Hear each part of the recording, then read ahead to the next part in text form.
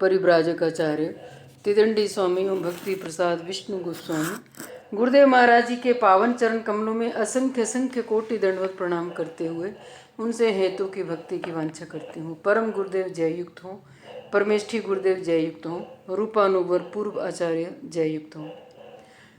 श्री मायापुर नवदीप धाम की जय हो, श्री वृंदावन धाम की जय हो, समस्त वैष्णव वृंद की जय हो, दामोदर मास की जय हो। आप सभी वैष्णव वैष्णवियों को मेरा यथा योग्य दंडवत प्रणाम। आपका सबका मैं अभिवादन करती हूँ। आज अनिल प्रभु जी बोलेंगे दामोदर अष्टक। हरे कृष्ण। दंडवत प्रणाम। दंडवत प्रणाम। हरे कृष्ण। बोलिए। ओम अज्ञानतिमिरन्दस्य ज्ञानानशलाकया चक्षुरुन्मिलितं येन तस्मै श्रीगुरुवे नमः। वाञ्छाकल्पतरुभ्यश्च कृपा सिन्धुभ्यश्च पतितानां पावनेभ्यो वैष्णवेभ्यो नमः। नमामीश्वरं सच्चिदानन्दरूपं लसत्कुण्डलं गोकुले व्रजमानं यशोदाभिमुख राधावमानं परमेष्टमत्यन्ततो धृत्य गोप्यं रुदन्तमूर्नेत्र युगमं विजन्तं कराम्बोजयुगमेन सातङ्कनेत्रं मुश्वासकम्पातिरेकान्तकण्ठ स्थितहृदयदामोदरं भक्तिवदम् इति लीलाभिरानन्दकुण्डे स्वघोषं निमज्जन्तमाख्यापयन्तम् तदेशितागेषु भक्तेजितत्वं पुनः प्रेमतस्तं शतावृत्ति वन्दे। वरं देवमोक्षं न मोक्षावन्देवा न चान्यं वर्णेऽहं वरेशादपीह। इदं ते पुरनाथ गोपाल बालं सदा मे मनस्य अविरास्तां किम् अन्या। इदं ते मुखामोज अत्यन्त नील कृतं कुन्तले स्निग्धरक्तै च गोप्या मोचुम्बितं बिम्ब रक्ताधरं मे मनस्याविरास्तां गलं लक्ष्य लावे।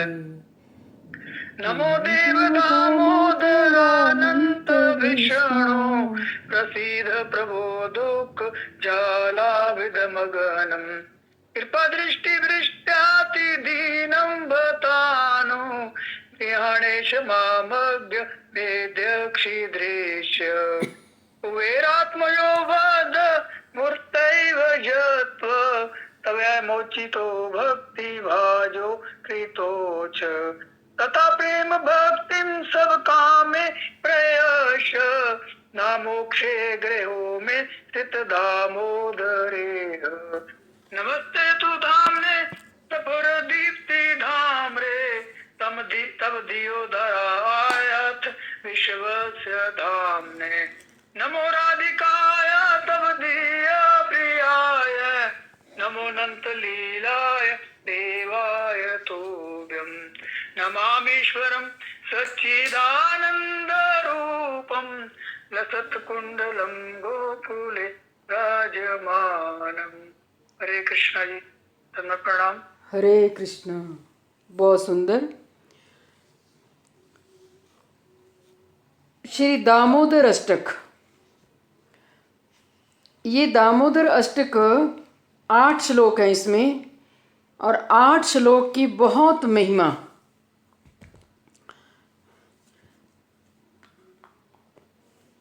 हम जो भी हम पढ़ रहे हैं ना, इसमें हमें कोशिश करनी है कि एक एक श्लोक का हमें अच्छे से हमें तात्पर्य आ जाए।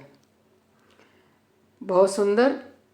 कल को भी कोई वैष्णवी जो बोलना चाहे वो बोल सकते हैं अपना नाम। एक एक सब अपनी सेवा देंगे। माता जी मैं अभी तैयार कर रही हूँ, कोशिश कर रही हूँ ना, मंथ के एंड तक मैं जरूर सुनाऊंगी। जरूर जरूर। सुनाऊंगी। ओके जी, आप बोलना। कल रेखा जी हमीरपुर से है, वो बोलेंगी वैष्णवी। हाँ जी। ठीक है, हाँ जी। ठीक है। आप सभी जो ऑनलाइन क्लास में श्रीमद् श्री श्री बृहद भागवत अमृतम की कथा सुन रहे हैं, उनके लिए दुबई से एक वैष्णव हैं जो लिंक के माध्यम से कथा सुनते हैं। वो बेसिकली तो महाराष्ट्र के हैं। आज मैसेंजर पे उनके मैसेज आ रहे थे, तो फिर उन्होंने मेरे साथ उनकी चैटिंग हुई, तो कह रहे थे कि सब क्लास में जितने वैष्णव वैष्णवियाँ हैं उनको मेरी तरफ से राधा दामोदर मास की बधाई देना और सबको मेरी तरफ से प्रणाम दंडवत कहना। मैंने कहा ठीक है प्रभु जी, आपका संदेश मैं दूंगी। तो ये हरि कथा जो है ना, ये कहाँ कहाँ तक कैसे कैसे ठाकुर जी ने सब जीवात्मा को जोड़ दिया। हम कथा के माध्यम से जुड़ रहे हैं। बॉम्बे से कितने जुड़े हैं, कोई दिल्ली से, कोई पठानकोट से, कोई चंडीगढ़ से, हिमाचल में जितने भी ज़िले हैं 8-10 ज़िलों से सब जुड़ रहे हैं। तो आइए हम रूप गोस्वामी जी का जो दूसरा श्लोक है उसके बारे में 2 मिनट सुने। अत्याहारः प्रयासश्च प्रजल्पो नियम अग्रह जनसंगश्च लौल्यंच षड्भिर्भक्ति विनश्यति। इन 6 वस्तुओं का, 6 चीज़ों का जब हम संग करेंगे तो हमारी भक्ति लता जो है वो सूख जाएगी। ये भक्ति में बहुत बड़े बाधक है 6 दोष। साधक को इन 6 दोषों से खुद को बचना है। अत्याहार, अधिक आहार कर लेना या संचय करना, जोड़ के रखना, जमा करना। और दूसरा है प्रयास, भक्ति के प्रतिकूल चेष्टा। भक्ति के अनुकूल तो चेष्टा हम करते नहीं, लेकिन भक्ति के प्रतिकूल इतनी चेष्टाएं, इतने प्रयास होते हैं हमारे कि पूछो ना। इन भक्ति के प्रतिकूल जो हमारा प्रयास है ना, इसका सीधा सीधा असर हमारे मन पर पड़ता है। मन हमारा तमोगुणी हो जाएगा, मन हमारा रजोगुणी हो जाएगा, और हम मन को अपने वश में नहीं कर पाएंगे, लेकिन मन के वश में हम हो जाएंगे। हमारी आत्मा जो है वो बद्ध हो जाएगी। और अनावश्यक प्रयास, भक्ति के प्रतिकूल प्रजल्प, प्रजल्प होता है बिना मतलब के फालतू की बातें। चैतन्य महाप्रभु जी ने रघुनाथ दास गोस्वामी जी को जब घर से भाग करके आए तो महाप्रभु से विनती करी कि आप तो मुझे घर जाने के लिए कह रहे हो, लेकिन मेरे लिए आदेश क्या है। रघुनाथ दास गोस्वामी को महाप्रभु जी ने कहा, भाल न खाइबे, भाल न पहिबे, ग्राम्य कथा न कहिबे, ग्राम्य कथा न सुनिबे। अगर हमने अपनी भक्ति लता बेल को पुष्ट करना है तो हमें अपना जो पहनावा है उसको रखना है साधारण। बड़े तड़क भड़क वाले वस्त्र नहीं पहनने। और विशेषकर साधुओं के समागम में, समाज में जब हमने जाना है, सन्यासी के पास अब जब जाएंगे, कथा सुनने के लिए जाएंगे, तो हमारा पहनावा बिल्कुल, स्त्री हो चाहे पुरुष हो, बिल्कुल सिंपल साधारण, नो मेकअप। बस तन ढकने के लिए वो भी लाइट कलर के कपड़े वस्त्र हमारे होने चाहिए। ऐसा भड़कीला रंग के वस्त्र नहीं हमें पहनने जो दूसरे के मन को उद्वेग दे। और जिह्वा को भी अपना कंट्रोल रखना है। प्रसाद खाएंगे हम। और चुगली, निंदा, बुराई, दोष, ये प्रजल्प हैं। बुरा जो देखन मैं चला, बुरा न मिलया कोई, जो दिल खोजा अपनो, मुझसे बुरा न कोई। हमें खुद का एनालिसिस करना है। गुरुदेव बताते हैं ना कि खुद का एक्सरे करो, देखो कि मेरा भक्ति का पैरामीटर कहाँ तक पहुंचा। दूसरे को हम नापने चले जाते हैं, दूसरे के बारे में हम पता नहीं क्या क्या अनुमान लगा लेते हैं। नहीं, अपने बारे में शोध करो। हम अकेले संसार में आए हैं ना, अकेले ही संसार से जाएंगे। तो अपने बारे में शोध करो भैया, दूसरों के बारे में क्या शोध करना। और अपने से उन्नत वैष्णव का संग करो, कनिष्ठ का नहीं करना। कनिष्ठ का करोगे तो तुम डूब जाओगे, क्योंकि कनिष्ठ जो वैष्णव होते हैं ना, उनकी जो भक्ति लता होती है ना, वो ज़्यादा पुष्ट नहीं होती, ज़्यादा बड़ी नहीं होती। इसलिए अपने से उन्नत वैष्णव का संग करेंगे, सुजाति का संग करेंगे, क्योंकि उनके संग में हमें भक्ति के अनुकूल विषयों को समझने की, सीखने की इच्छा जग जाएगी। नियम आग्रह, जैसे अब हम कार्तिक का मास चल रहा है तो हम नियमों को लेकर के चल रहे हैं ना, तो अपने अधिकारगत नियमों का वर्जन तथा दूसरों के अधिकारगत नियमों का ग्रहण करना। जनसंग ये सबसे बड़ा भक्ति बाधक है, बड़ा बाधक है। विषयी लोगों का संग नहीं करना। जहां तहां भोजन पा लेते हो, जहां तहां, अरे वहां पहले पता तो करो, क्या उनके घर में विग्रह है जो वो गुरुदेव से सेवित हैं? क्या उनके घर में गुरुदेव वैष्णव जनों का आना जाना लगा रहता है? क्या वो खुद वैष्णव नियम में बंधे हैं? ऐसे विषयी लोगों के घरों में नहीं खाना।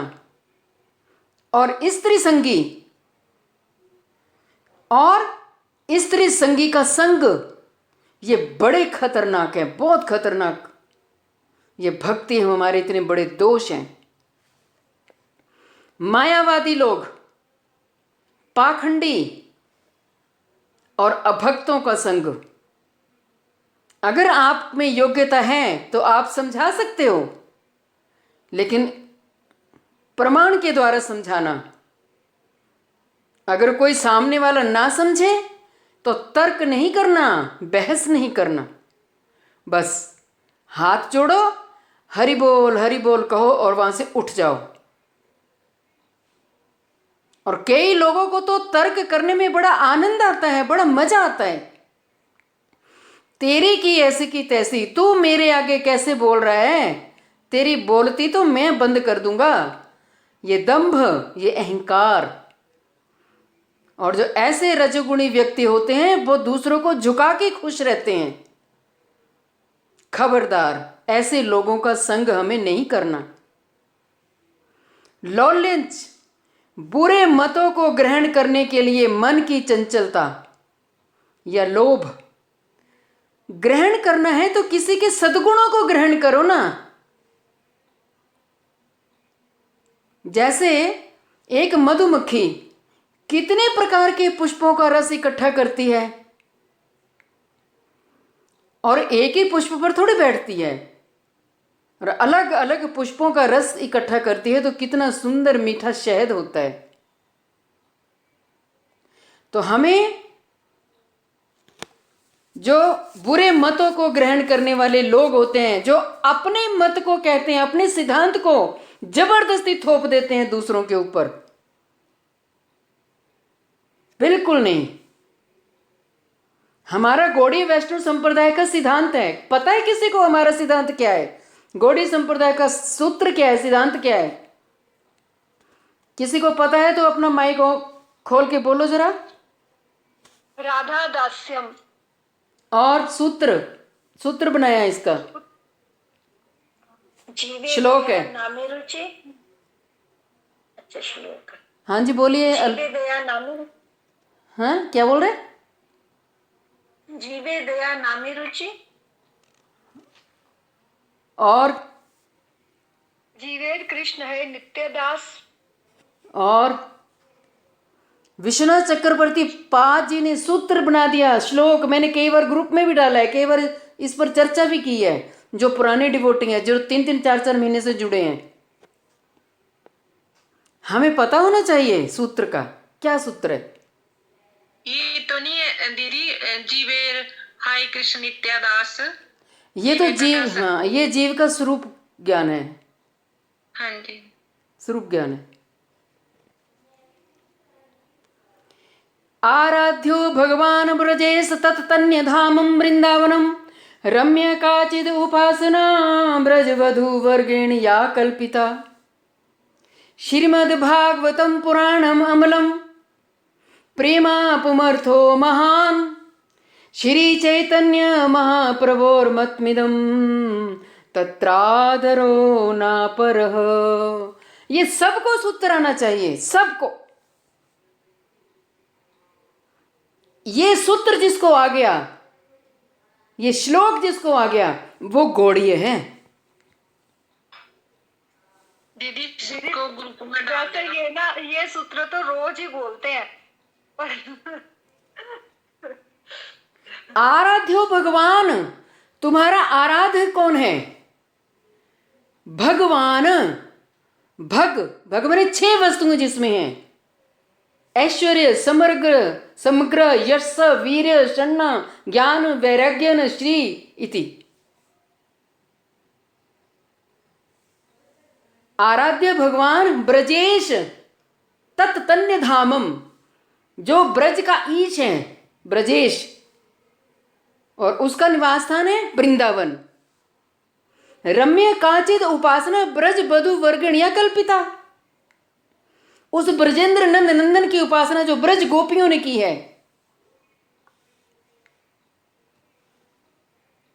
श्रीमद् भागवतम पुराणम अमलम, और दूसरे में कह दिया कि श्रीमद् भागवत महापुराण जो ब्रह्म सूत्र का भाष्य है, उसके जो शरणागत होगा प्रेमापुमर्थो महान। ये भागवत हमें क्या देगा?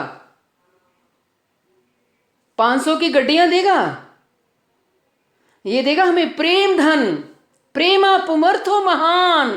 इस प्रेम को कोई तोल नहीं सकता, इस प्रेम का कोई तोड़ नहीं है। श्री चैतन्य महाप्रभुर मतमिदम तत्रादरो ना परः, ये चैतन्य महाप्रभु का सिद्धांत है, मत है, विचार है, इससे ऊपर की कोई वस्तु है ही नहीं। ये सबको सूत्र आना चाहिए। आ जाएगा सूत्र तो तुम प्रेम भक्ति में भी आओगे, और तुम ब्रह्म सूत्र का भाष्य, हर एक चीज तुम्हें समझ में आ जाएगी। एक तो ये पता होना चाहिए सब गौड़ियों को, और दूसरा अचिंत्य भेदा भेद तत्व। कई बार हम ग्रुप कथा में बोलते हैं, मैं तो ग्रुप में भी डालती हूं, और सबने, मेरे को लगता है जो सीनियर है उन्होंने नोट भी किया हुआ है। सपना जी आप कल बोलना अचिंत्य भेदा भेद तत्व, 2 मिनट में बोल दोगे आप, आपने किया होगा नोट? जी दीदी। हाँ, कल बोलना। ओके।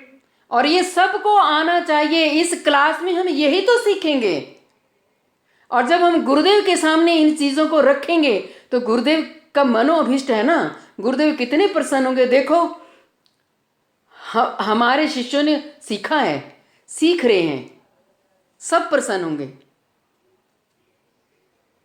तो ये है षड्वीर भक्ति विनश्यति। इन 6 दोषों से अगर हम निकल गए, ये भक्ति में बहुत बड़े बाधक हैं ये 6 दोष।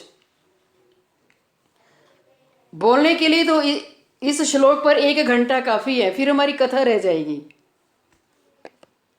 लेकिन बड़े दिन से मेरे मन में भाव आ रहा था, और आपके भी आता होगा। और 2 मिनट के लिए, जब हम श्री वृंदा देवी की आरती करते हैं ना, ये वृंदा देवी है कौन है समझो। ये वृंदा देवी चतुर्भुज स्वरूपा हैं, लक्ष्मी स्वरूपा हैं और इनके 4 कर कमल हैं। और ये कहाँ रहती है? ये तुम्हार शरण ले तार वांछा पूर्ण है, कृपा करी करो तारे वृंदावन वासी। मोर ए अभिलाष बिलास कुंजे दियो वास, नयने हेरीबे सदा युगल रूप राशि। नमो नमः तुलसी कृष्ण प्रिय से, नमो नमः। हम प्रार्थना कर रहे हैं वृंदा देवी के चरण कमलों में, क्या कि आप कृपा करके मुझे वृंदावन वासी बना दें। और ये मेरी इच्छा है, अभिलाषा है। और आप मुझे श्री राधा कृष्ण के विलास कुंज में, वृंदा देवी कहां सेवा देती है? विलास कुंज में। तो हम जब तुलसी की आरती करते हैं, आरती का अर्थ क्या होता है? आर्त मैंने प्रार्थना। तो हम वृंदा देवी के चरण कमलों में प्रार्थना करते हैं कि आप मुझे विलास कुंज में वास दो, जिससे मैं आपकी युगल छवि का नयने हेरी पे, नैन मैंने आंखों से, मैं उस युगल विलास का मैं दर्शन कर पाऊं।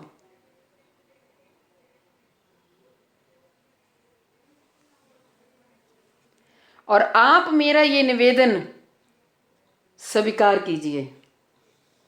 ए निवेदन धरो सखीर अनुगत करो, सेवा अधिकार दीजो दिए कर निज दासी।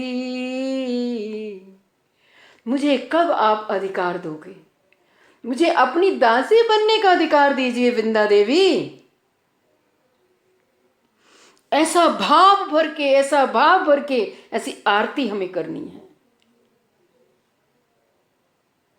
और वृंदा देवी को निज मंत्र किसने दिया? पूर्णमासी ने दिया।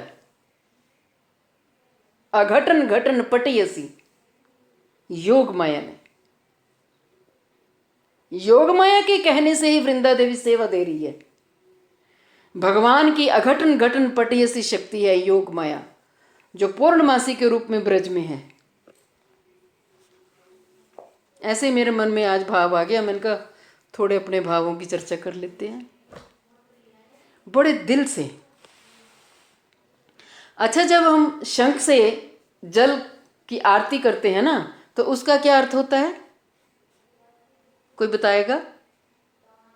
पहले तो पंचदीपक से करेंगे, पंचबाती से। माता जी जल तत्व से, मतलब 5 तत्व से करते हैं ना हम ठाकुर जी की आरती। जल, वायु, आकाश, तो वो जल तत्व से बनता है मतलब।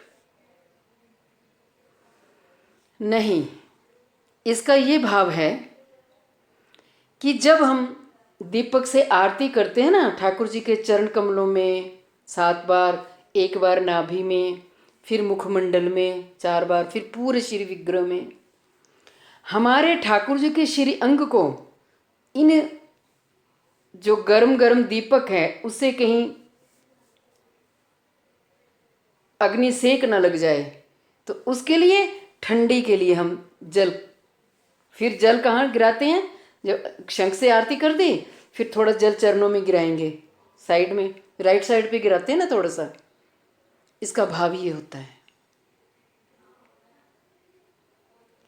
हर एक चीज का हमें तत्व पता होना चाहिए। यही कुछ तो सीखने के लिए ये कक्षा है। हम सब यही सीखेंगे। कभी कुछ सीख लिया, कभी कुछ सीख लिया। आज हमने भक्ति के बाधक 6 अंग सीखे, आज हमने सिद्धांत सीखा, और कल हम अचिंत्य भेदाभेद तत्व सीखेंगे। और ऐसी ये हमारी शिक्षा पक्की हो जानी चाहिए कि कभी भी हमारे मानस पटल से जाए ना। तो आइए, आज कल हमने जी माता जी, फिर ये जो कहते हैं, जैसे हमने सत्संग में सुना कहीं ऐसे संतों के कि ये पंच तत्व से ये आरती होती है कि वो कपड़ा करते हैं तो वो आकाश तत्व लेते हैं, जल तत्व लेते हैं। हाँ, ठीक है, ठीक है, ठीक है। हमने भाव ही तो भरना है।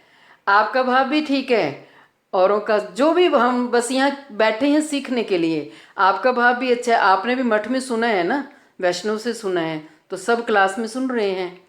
तो पंच तत्व पृथ्वी जल अग्नि वायु आकाश, और पंच तत्व भगवान से बाहर तो है नहीं, है ना। पंच तत्वों से, पंच तत्व और 11 इंद्रियां, ये 28 तत्वों से सृष्टि बनी है। ठीक है, ये भाव भी ठीक है। सबका अपना अपना भाव है, अच्छी बात है। हरे कृष्णा दीदी जी। हरे कृष्णा दीदी, फिर मोर पंख से करते हैं, फिर पंखे से, तो इनका क्या भाव हुआ फिर? वो है, मोर पंख का होता है वीजन करना। उसका अर्थ होता है कि भगवान श्री कृष्ण मोर पंख अपने शीश पर लगाते हैं, और मोर पंख सबसे शुद्ध वस्तु है। और उससे जब हम पंखा करेंगे तो श्री कृष्ण, कभी श्री कृष्ण मयूर भी बन जाते हैं, राधा रानी मयूरी बनती है, और दोनों मयूरी बन करके ब्रज वृंदावन में नृत्य करते हैं। तो ये भाव है। और पंखे से वीजन करते हैं। जो सखा लोग होते हैं वो श्री कृष्ण को जब कभी किसी वृक्ष के नीचे दोपहर का भोजन पा लेते हैं, कभी सखियां भी वीजन करती हैं, हवा करती हैं। तो जब हम पंखे से हम भी करते हैं ना वीजन, उसको बोलते हैं वीजन सेवा। इसलिए हरे कृष्णा दीदी। हरे कृष्ण। एक भाव मैं बताऊं? जी बताइए। एक भाव मैं बताऊं, मैंने सबका के मुख से सुना था। कहते ये जो आरती होती है ना, इसका मतलब पता है आपको? ये जो मोर पंख से हम ऐसे ऐसे करते हैं, आपने देखा कभी मोर पंख को कैसे करते हैं? तो हम सुनते रहे। तो कहते प्रिया प्रियतम को किसी की नजर ना लग जाए, वो झाड़न करते हैं इससे। बड़ा अच्छा लगा भाव कि ऐसे ऐसे करके बार बार उनको कि प्रिया प्रीतम अब निकुंज लीला से जा रहे हैं तो कहीं किसी की नजर ना लग जाए, तो वो उनको धारण कर रहे हैं। तो बड़ा अच्छा भाव लगा था मैंने वो ना। बहुत सुंदर, बहुत सुंदर। हरे कृष्णा। भाव ही तो है।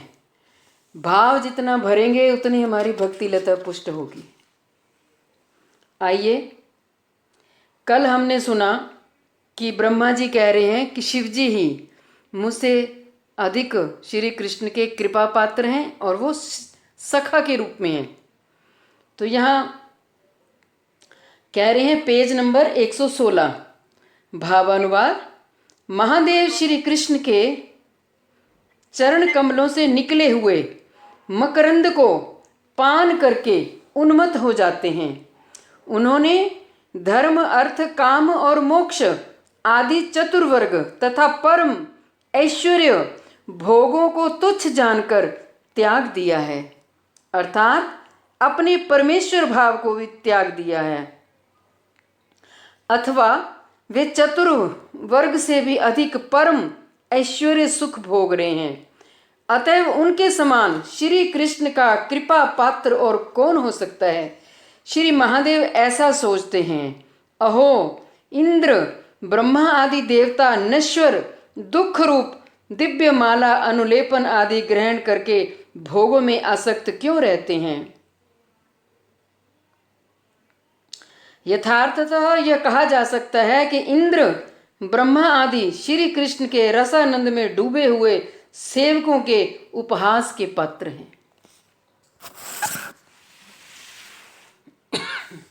इसलिए मेरे जैसे भोगों में आसक्त विषयी लोगों का उपहास करने के लिए ही मानो महादेव स्वयं धतूरा फूल आकवन के पत्ते तथा अस्थि माला आदि धारण करते हैं, अथवा श्री कृष्ण की कृपा ही परम भूषण और परम भोग सुख हैं, उसी के अभाव में धतूरा फूल और अस्थि माला आदि धारण करना युक्तिपूर्ण है।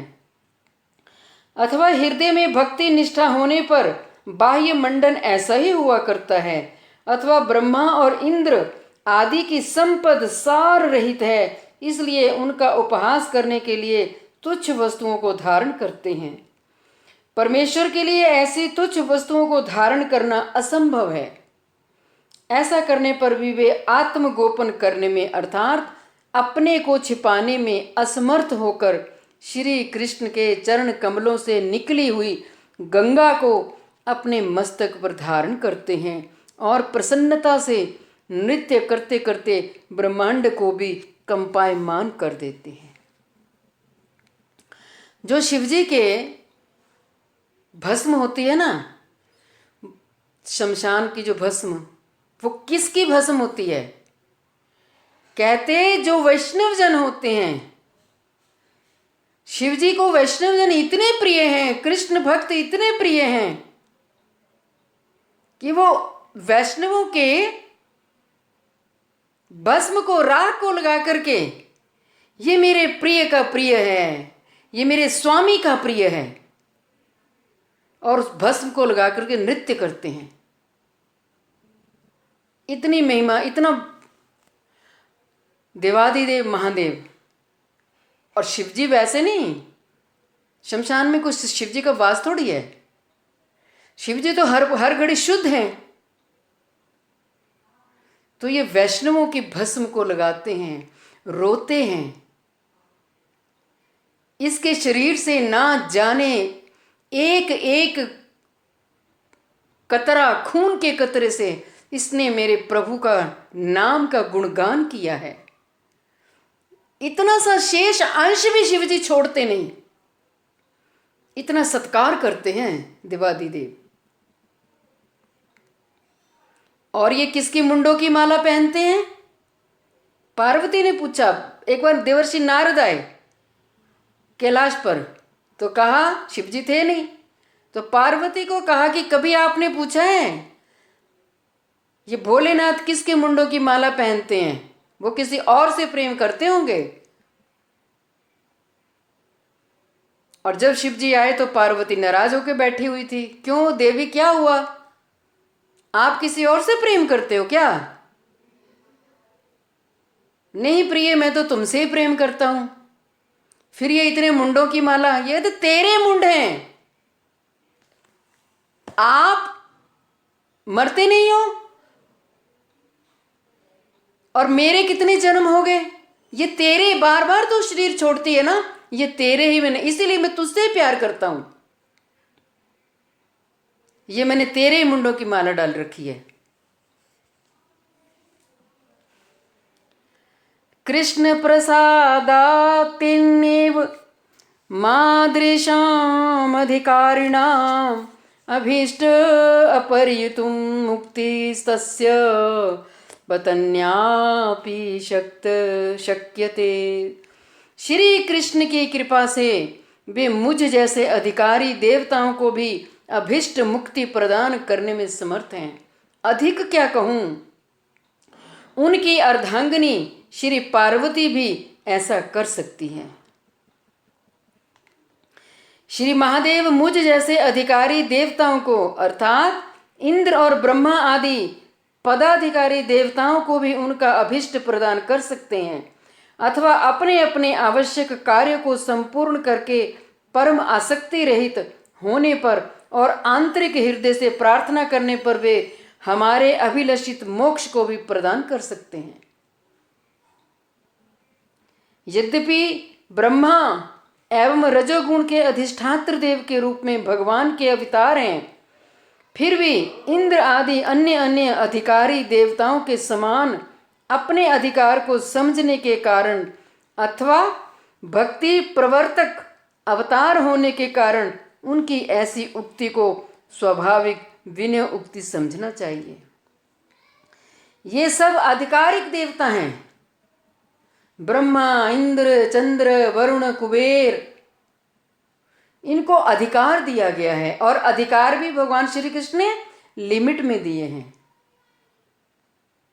जैसे हमारे भारतवर्ष के प्रधानमंत्री हैं, लेकिन उनके आगे नीचे कैबिनेट है, तो कैबिनेट को जो अधिकार मिलते हैं, अलग अलग जो डिपार्टमेंट हैं, मंत्रालय हैं, तो उनको उनके अधिकारों के अंतर्गत रह करके ही उनका उपयोग करना पड़ता है। ऐसे ही ये देवी देवता लोग होते हैं, ये अधिकारिक होते हैं। अहो सर्वे अपि ते मुक्ता शिवलोक निवासिनः मुक्तास्तत्कृपया कृष्ण भक्ताश्च कति न भवन। जो शिवलोक में वास करते हैं वे सभी मुक्त हैं। शिवलोक में कौन सी आत्मा जाएगी? जो मुक्त आत्मा होगी, जिसने भजन किया है। मुक्त माने रजोगुण, तमोगुण, सत्वगुण से ऊपर। श्री शिव की कृपा से ना जाने कितने ही जीव मुक्ति तथा श्री कृष्ण भक्ति को प्राप्त करते हैं। श्री कृष्ण ने देवादिदेव महादेव को यह अधिकार दे रखा है कि तुम मोक्ष दे सकते हो, जिसको मुक्ति भी कहते हैं, और तुम मेरी ओर भी उन जीवों को ला सकते हो। ये श्री कृष्ण और बहिरंगा शक्ति जो दुर्गा है, इन दोनों को शक्तियां दे रखी हैं, अधिकार दे रखा है। अहो श्री महादेव के नित्य मुक्त होने के संबंध में और अधिक क्या कहूं, उनके सभी भक्त भी नित्य मुक्त हैं। भगवान के भक्त भी नित्य मुक्त हैं, वो माया के आगोश में नहीं, और ये प्रपंचातीत है, प्रपंच से ऊपर। इसी अभिप्राय से अहो कह रहे हैं, उनके लोक में वास करने वाले भी मुक्त हैं तथा उनकी कृपा से बहुत जीव मुक्ति और भक्ति को प्राप्त किया है। मुझे ना बहुत दुख होता है कि लोगों ने ना शिव की महिमा को समझा नहीं, और शिव को क्या कह दिया? नशेड़ी, भांग पीने वाला, है ना। औरतें पता नहीं क्या क्या भजन बनाती हैं, घोटा घोटा घोटा तू पीले पीले सोटा, पता नहीं क्या क्या बनाती हैं। उन मूर्खों को यही नहीं पता कि वैष्णवानम यथा शंभु, वैष्णवों में सबसे अग्रगण्य जो है वो देवादिदेव महादेव हैं। तो जो इन नशों से ऊपर होगा वही तो वैष्णव होगा ना। और बार बार उनको ये बोल करके कि ये भंग पीते हैं, ये कि पीवे भंग का प्याला, है ना, पता नहीं क्या क्या शब्दावली जोड़ देते हैं। अच्छा दीदी, एक सवाल है मेरा जी। मैंने देखे हैं कि बहुत सारे शिव भक्त मतलब बोलते हैं कि हम शिव जी के भक्त हैं। वे इतने मतलब गुरुदेव के पास भी मैंने कई आते हैं और अड़ जाते हैं। गुरुदेव के पास भी मैं देखे, गुरुदेव उनको समझाने की कोशिश करते हैं, लेकिन वो अड़ जाते हैं कि शिव से बड़ा कोई है ही नहीं। लेकिन मैं उन लोगों के अंदर ऐसा देखा कि भक्ति तो वो करते हैं, लेकिन वो लहसुन प्याज सब कुछ खाना उन्होंने, अच्छा, तो सब कुछ, और बोलते हैं कि हम शिव जी के भक्त हैं। आप बताओ इसमें कहाँ भक्ति है उनकी, आप ही बताओ फिर। अभी तो सुना कि शिव लोक में मुक्त आत्मा जाएगी। मुक्त में जो सत्वगुण रजगुण तमगुण से, उनको भी वैष्णव बनना पड़ेगा।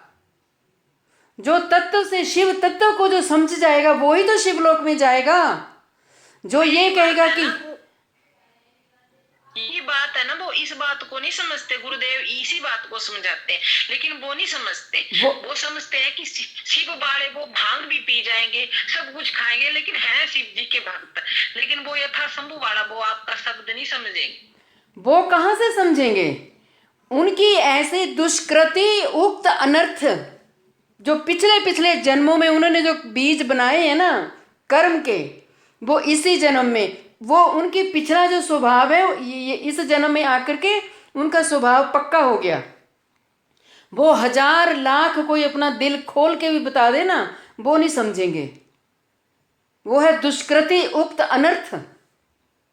क्योंकि वो पिछले जन्म के उसको लेकर के पैदा हुआ है ना इस जन्म में, वो नहीं समझेंगे। कोई कृपा पात्र, कोई कोई ऐसा इस जन्म में कोई भजन कर जाएगा, समझेगा, संग करेगा, वैष्णव संग करेगा, तो इस चीज को तत्व से समझे। आप उनकी बात कर रहे हो, मैं अपनी रिश्तेदारी में वो है हमारे, वो भजन संध्या करती हैं, ना जाने क्या क्या करती हैं, तो मेरे से रहा नहीं गया। मैंने कहा इधर आओ, सारी पूरी पार्टी को बिठाया मैंने कहा तुम जो नाच नाच के शिव जी के उस पर नाच रहे हो, कहाँ लिखा है, प्रमाण बता दो कि शिव जी घोटा पीता है, बताओ मेरे को। शिव जी ने तो कालकूट विष भी पिया, तो तुम भी पी के बता दो। शिव जी ने तो अपने गले में सर्पों की माला है, बिच्छू हैं, तो तुम तो सर्प को देख के ऐसे ही डर जाते हो। शिव जी की महिमा गानी है, बड़ाई करनी है ना, तो भागवत में प्रवेश करो। जो चतुर्थ स्कंद में यह रुद्र गीत, उसको रुद्र गीत बोला गया है। तो कभी पता है शिव जी ने प्रचेताओं को क्या उपदेश दिया है? पता सता कुछ होता ही नहीं, अपनी मन मर्जी से लोगों का एंटरटेनमेंट करते हैं, और जिसके घर में प्रोग्राम होगा उसको एंटरटेनमेंट करेंगे, खुश करेंगे, और खुद अपने बीज बना लेंगे अपराध के, वो नहीं जाएंगे। तो वो कहाँ, वो शिवलोक, वो तो लटक गए बीच में ना, तो वो शिवधाम जाएंगे। इष्ट तो शिव जी को बना रखा है, तो शिव जी क्या ऐसों, अगर ऐसों का शिव जी ने उद्धार करना होता ना भैया, तो वो कृष्ण भक्ति करना शुरू कर देते। आपने पिछले श्लोक में सुना तो है कि वो श्री कृष्ण भक्ति की ओर ले जाते हैं शिव जी और दुर्गा। तो वो भक्ति तो कर रहे हैं, लेकिन अपराध भी कर रहे हैं, तमोगुण को भी अपनाया हुआ है, रजोगुण को भी अपना रखा है। तो सत्वगुण में कहाँ उनका पदार्पण होगा? ये होती है मनमुखी भक्ति। पहले उनको पूछो कि तुम्हारा जो इष्ट है, कोई दुर्गा होगी, कोई होगा क्या, उसको लहसुन प्याज वाला भोग लगेगा? गणेश जी को नहीं लगता, किसी को भी नहीं लगता। और अपने को ऐसा दिखाएंगे जैसे हम पता नहीं कितने सुपीरियर हैं। उनके लिए भागवत जी का चौथा स्कंद पढ़ो, उसमें रुद्र गीत, प्रचेताओं को 10,000 प्रचेता, राजा प्राचीन बरही के पुत्र, वो जल में खड़े होकर के तपस्या कर रहे थे, और जब शिव जी और पार्वती बैल पर सवार होकर आ गए तो उन्होंने प्रणाम किया, दंडवत किया। तो शिव जी ने कहा, हे प्रचेताओं, तुम्हें नारायण की भक्ति करनी है, नारायण को प्रसन्न करना है। शिव जी अपने बारे में नहीं कह सकते थे, मैं आपको बता रही हूं, चौथे स्कंद में ढूंढ लो, उसका नाम है रुद्र गीत। बहुत सुंदर सुंदर श्लोक है, बहुत सुंदर अर्थ है। अब समय हो जाएगा नहीं तो मैं बता देती। तत्व, इसी को तो तत्व ज्ञान बोलते हैं ना। अब ब्रह्मा जी का तत्व हमें समझ आ रहा है, आ ही गया, इंद्र का समझ आ गया। अब हम शिव जी के तत्व की ओर बढ़ रहे हैं। तो ये तो खाली आडंबर है, ये भक्ति नहीं होती। ये तो ऐसा है, गुरुदेव उदाहरण देते हैं, एक पतिव्रता स्त्री बाजार में जा रही हो तो किसी की हिम्मत नहीं होती कि उस स्त्री का शील भंग करे। अगर कोई वैश्य जाए, वैश्य के कितने पति होते हैं, उसको शील की कोई मतलब ही नहीं। उसको एक भी आकर के उसका लज्जाशील भंग कर देगा, उसका अपमान कर देगा, उसको जहां तहां उसको स्पर्श करेगा। जैसे वैश्य के अनेकों पति होते हैं, उसका मालिक नहीं होता कोई भी। और लोग वैश्य व्रति वाली ही भक्ति करते हैं। अब नवरात्रि का समय आ गया, दुर्गा को प्रसन्न कर लेंगे, सावन का महीना आ गया तो सबको छोड़ेंगे, शिव जी को प्रसन्न। अरे तत्व में आओ ना। ये सब देवी देवता, ये आधिकारिक देवी देवता हैं, ये सब भगवान से हैं और भगवान में हैं। भगवान से अलग इनका अस्तित्व नहीं है। गीता में भी भगवान ने कहा है, यो माम पश्यति सर्वत्र सर्वम च मे पश्यति, वो सबसे श्रेष्ठ है। और लोग करते हैं जो मतलब सीजन का, गणेश चतुर्थी आ गई तो गणेश जी का करेंगे, यत पाद पल्लव विनिधाय कुंभम, ब्रह्म संहिता, जो गणेश जी के मस्तक पर ऐसे यूं को निशान है ना, वो श्री कृष्ण के चरण कमल का निशान है। तत्व से समझते नहीं, फिर कोई बीच में बोलेगा तो ये तो निंदा करते हैं जी। हमारे गुरुदेव को भी शुरू शुरू में ऐसे ही बोलते थे, लेकिन हम उनसे कहते हैं कि हमारे गुरुदेव तत्व से समझा रहे हैं ना, तो तुम तत्व तो समझोगे नहीं, बाहर बाहर की बात ले लोगे। अब जैसे जो शिवलिंग की जो गिलहरी होती है, उसके ऊपर जो प्रसाद चढ़ाया जाता है, उसको दो ही खा सकते हैं, या तो वानर या जंगम, तीसरा नहीं। और इतना उल्टा प्रचार, तुम उस पर चढ़ी हुई बिलपत्ती खाओ, तुम ये खाओ, तुम वो खाओ, तुम ये ठीक होगा, वो ठीक होगा। मैं तो हैरान होती हूँ। और जितना शुद्ध प्रचार हमारे वैष्णव आचार्य करते हैं, कोई नहीं करता। तत्व से बताते हैं। हम भी गुरुदेव के वैष्णवों के शरणागत होकर के हमने तत्व से इस चीज को समझा है, तत्व से। अगर ऐसी बात ना होती तो वृंदावन में गोपेश्वर महादेव गोपी का श्रृंगार होता है। क्यों होता है उनका गोपी का श्रृंगार, बताओ। मैंने भी उनको कहा, मैंने कहा फिर क्यों गोपेश्वर महादेव के तुम दर्शन करने जाते हो? रास में आने के लिए क्यों शिव जी का मन ललच गया? रास में प्रवेश नहीं मिला। ललिता सखी से उन्होंने मंत्र लिया और कहा यमुना जी में स्नान करके आओ। 6 महीने जप किया, तब रास में आ पाए। तब वृंदावन में गोपेश्वर महादेव जिसने दर्शन किया, उनका शाम का श्रृंगार गोपी का होता है। तत्व पता नहीं होता और ऐसे ही आर्गुमेंट कर लेते हैं लोग। ऐसों को ध्यान नहीं देना। रेखा जी, कोई बोलता है बोलने दो, ये कलिकाल है, हम किसी को समझा नहीं सकते। हाँ, कभी खुद मेरी बहन सबसे छोटी है, वो हम 3 बहन है, लेकिन छोटी है, वो बस शिव भक्त है, पर अड़ जाती है। उसको मैंने बहुत बार समझाया, गुरुदेव से उसने हरिनाम भी लिया, गुरुदेव के साथ वो अड़ गई, मतलब अड़ गई। फिर मैंने भी उसको बहुत समझाया, लेकिन वो एक ही पॉइंट पर अड़ी हुई है। मैंने बोला, फिर मैंने उसको छोड़ दिया है कि ये तेरे कर्म होंगे, लेकिन हरिनाम भी लिया, वो हरिनाम में नहीं करती। और उसने मतलब लहसुन प्याज वाला खाना लेना और भोग लगाना, बोले भाव देखते हैं भगवान।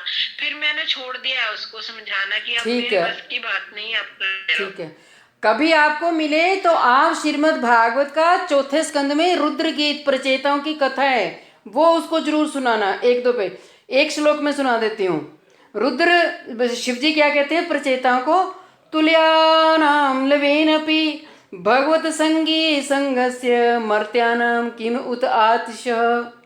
अगर संसार में सबसे अच्छा तुम्हें संग है प्रचेताओं, तो तुम वैष्णवों का संग करो। वैष्णवों के संग के समान किसी की तुलना नहीं कर सकते। भक्ति को अपने में ग्रहण करने का विषय है, भक्ति तर्क का विषय नहीं है। और ये कृष्ण भक्ति कोई करे सूरमा, गुरुदेव बोलते ना बार बार, कृष्ण भक्ति कोई करे सूरमा, ये सब नहीं कर सकते। दीदी ये तो है, वो लाखों हजारों में एक ही होता है, वो नहीं सब नहीं कर सकते। मनुष्याणाम शस्त्रेषु कश्चित यदि सिद्ध है, भगवान ने कह दिया गीता में। लेकिन हम गुरुदेव की मुझ पे ना है, तब मैं कर पाई, नहीं तो मेरे इतनी फैमिली आगे पीछे, मैंने बड़ी कोशिश की जोड़ने की, वो कोई नहीं जुड़ पाया ठीक से। ठीक है, तो यहाँ कह रहे हैं कि उनके लोक में वास करने वाले भी मुक्त हैं, तथा उनकी कृपा से बहुत जीव मुक्ति और भक्ति को प्राप्त कर लिया है। क्या देवादिदेव महादेव के धाम में तो वो शुद्ध हृदय जाएगा भैया। तुम शिव जी को अपना इष्ट बना लो, लेकिन इष्ट का संविधान क्या है, इष्ट को प्रसन्न कैसे करना है, वो तो तुम फॉलो नहीं कर रहे। तुम्हारे मानने से क्या होगा? मैं भगवान को मानता हूं नंबर 1, लेकिन भगवान की नहीं मानता। तो बात तो दोनों तरफ से होनी चाहिए ना, प्रेमी और प्रेमास्पद। तो तुम भगवान को तो मानते हो, जीवा से मानते हो, दिल से मानते हो, मेरे इष्ट है मेरे। अरे इष्ट के को प्राप्त करने के लिए कोई संविधान तो होगा, कोई रूल तो होंगे, वो नहीं मानेंगे तो फिर इष्ट भी नहीं देखते, जा खड्डे में गिर। पहले ही तो युगों युगों से अरबों अरबों वर्षों से घूम ही रहा है, आगे के लिए फिर घूमता रहे। जिसका जन्म मरण का चक्कर कटना है वो कृष्ण भजन करेगा, भागवत कह रहा है, बार बार बोला है। 100 उपाख्यान है भागवत में। अब आइए, भगवान श्री कृष्ण से शिव को पृथक देखना भी महादोष है। अच्छे से समझो, श्री कृष्ण के प्रति यदि कोई अपराध करता है उसको तो वे क्षमा भी कर देते हैं, परंतु जो श्री शिव के प्रति अपराध करता है उसको वे कभी भी क्षमा नहीं करते। ये श्रीपाद सनातन गोस्वामी ने ऐसे थोड़े लिख दिया। अब जिसने गिरिराज जी की परिक्रमा करी है वो चकलेश्वर महादेव के दर्शन किए हैं किसी ने क्या? हम तो जब भी परिक्रमा करते हैं चकलेश्वर महादेव के दर्शन करने जरूर करने, मानसी गंगा की दूसरी साइड में है। पर कई बार ऑटो वाले रिक्शा वहां अंदर को ले नहीं जाते, लेकिन हमें पता है कि अब यहाँ चकलेश्वर महादेव है तो हम कहेंगे भी भैया जाना है, दर्शन करने हैं। वो पांडवों के समय के हैं और युगों युगों से हैं वो, और 5 शिवलिंग हैं। और चकलेश्वर महादेव सनातन गोस्वामी का संग करते हैं, कहते तुम यहाँ से जाओ ना, मुझे कृष्ण कथा सुनाओ। मानसी गंगा के तट पर सनातन गोस्वामी पाद की भजन कुटी है वहां।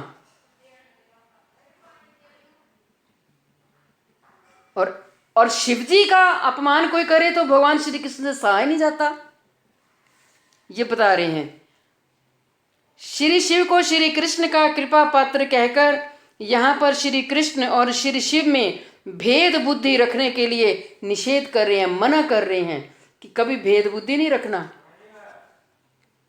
पद्म पुराण के नाम अपराध भंजन स्तोत्र में कहा गया है, इस लोक में जो व्यक्ति शिव और विष्णु के नाम गुण आदि को अंतःकरण में भिन्न भाव से देखता है वे निश्चय ही श्री हरि नाम के प्रति अपराधी होता है। अतएव श्री भगवान अपने प्रति अपराध करने वाले व्यक्ति को तो क्षमा कर देते हैं, परंतु श्री शिव के चरणों में अपराध करने वाले को कभी भी क्षमा नहीं करते। आप कभी नज़दीक में आपके शिवालय हो, आप जाइए शिवालय में। आजकल का जो मास चल रहा है, कार्तिक मास है, वहाँ दीपदान करिए और शिवजी को महामंत्र जोर से बोल के सुनाइए और उनसे कृपा की याचना कीजिए। जो आपको प्रिय है वो वस्तु मुझे दीजिए। शिवजी को प्रिय क्या है? श्री कृष्ण, कृष्ण का नाम। प्रिया जी, राधा कृपा कटाक्ष के जो रचयिता हैं वो शिवजी हैं, पार्वती हैं। जब उनसे उनकी प्रिय वस्तु मांग लेंगे तो क्या हम पर कृपा नहीं करेंगे? अगर वहां जाकर के भी हम अपनी लिस्ट रखें लंबी, जेहि विधि होहि नाथ हित मोरा, करहूं सुबेगी दास में तोरा। ये मांगो, हे नाथ जिसमें मेरा हित हो मुझे वो वस्तु दीजिए। मेरा क्या है, मैं तो मायाबद्ध जीव हूं, मैं तो कुछ भी आपसे मांग लूंगा। जिसमें मेरा हित हो वो मुझे दीजिए। तो भगवान हमें वही देंगे, देवादिदेव वही देंगे, ब्रह्मा जी वही देंगे जो उनकी प्रिय वस्तु। सबकी प्रिय वस्तु श्री कृष्ण है। सीधा सा सूत्र मिल गया ना हमें। श्री शिव भी श्री कृष्ण की भक्ति रस के बहुत बड़े ग्राहक हैं, बहुत बड़े पात्र हैं और महाअवतार होने के कारण उनके परम प्रिय हैं। जिस समय श्री शिव ने त्रिपुराधीश्वर, मय दानव, बृकासुर आदि दैत्यों को वर प्रदान करके अपने आप को संकट में डाल लिया था, उस समय श्री कृष्ण ने ही उनकी भय और संकट से रक्षा की थी। अमृत जैसे मधुर मधुर वचनों से उनको आनंदित किया था। श्री शिव की श्रेष्ठ भक्ति के वशीभूत होकर स्वयं श्री कृष्ण उनकी महिमा को बढ़ाने के लिए उनके अंतरंग भक्तों के समान भक्ति भाव से उनकी पूजा इत्यादि भी करते हैं। भगवान की लीलाओं को हम अपनी इस माया बुद्धि से समझ नहीं सकते, कभी नहीं समझ सकते। भगवान का क्या करना चाह रहे हैं हम नहीं समझ सकते।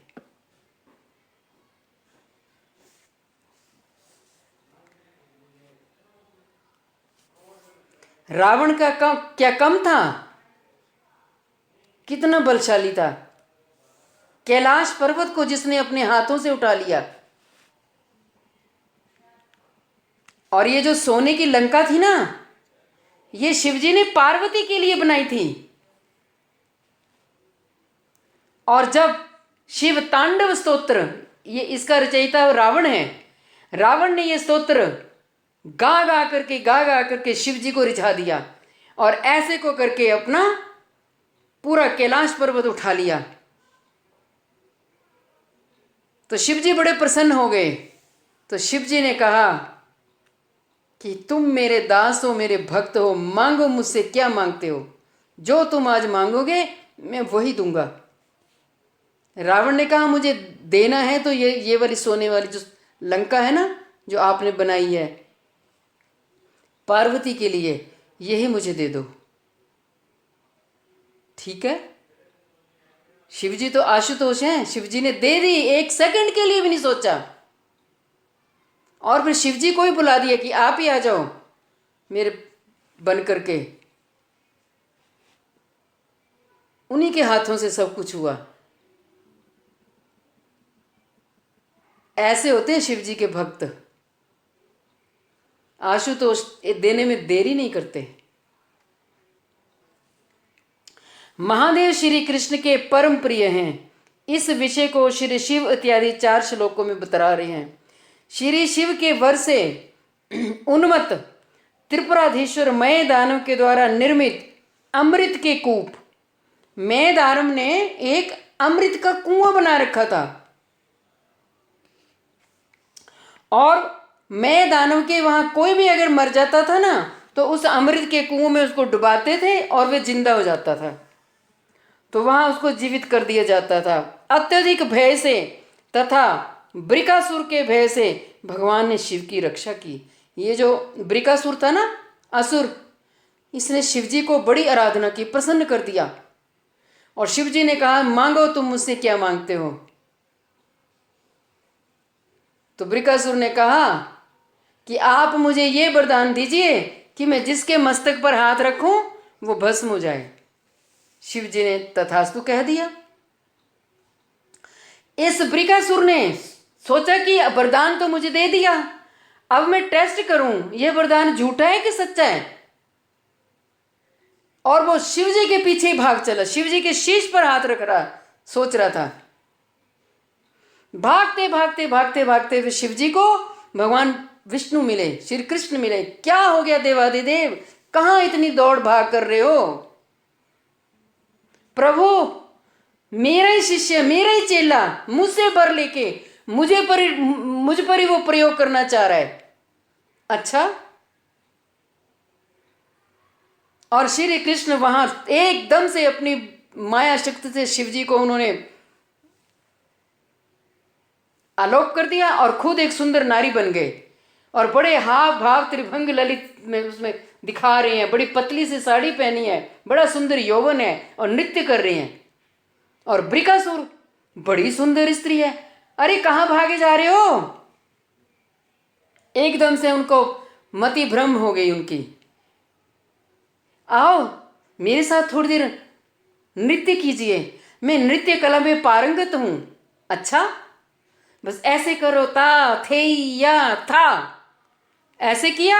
और शिवजी ने भगवान विष्णु ने कहा ता थे या था, और जैसे ही उस बृकासुर ने अपने सिर के ऊपर हाथ रखा वो ही भस्म हो गया। तो शिवजी एकदम से प्रकट हो गए, कहते प्रभु आपने तो आज मुझे बचा ही लिया। ये है, ऐसे होते हैं असुर। तो शिवजी कहाँ किसकी सहायता नहीं करते। समुद्र मंथन में कितना काल कूट विष, और अपनी गर्दन में रख लिया, गले में, नीचे नीचे नहीं रखा, पान नहीं किया। क्यों? मेरे हृदय